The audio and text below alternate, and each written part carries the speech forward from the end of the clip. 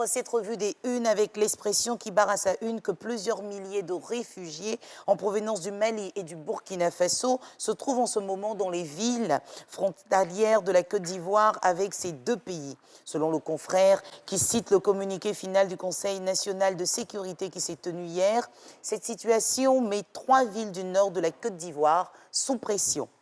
On continue de parler de la réunion du CNS avec Fraternité Matin qui consacre sa une aux grandes décisions arrêtées lors de cette rencontre qui s'est tenue hier sous la présidence du chef de l'État Alassane Ouattara. Ces décisions concernent notamment les situations des réfugiés en provenance du Burkina Faso et celles des forêts classées d'Anguédédou et du Djologo en proie à des occupations et des activités illégales des populations riveraines. À lire également en première page de Fratmat de ce jour, maintien du dynamisme et de l'attractivité économique de la Côte d'Ivoire. Le président de la République, Alassane Ouattara, compte sur le secteur privé pour en être la locomotive.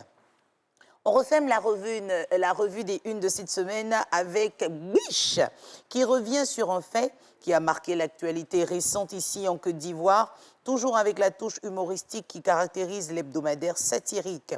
Selon le confrère, on s'est tous empressés de jeter la pierre au père Daloa après la scène à l'accueil à l'aéroport Félix Houphouët-Boigny d'un opérateur économique malien, alors quand chacun de nous sommeille selon les circonstances. Un père Daloa, l'illustration avec cette image qui se passe évidemment de commentaires. C'est ici comme un point final à la revue des unes de cette semaine. Le temps pour nous de retrouver Vanessa pour Tuto Malin.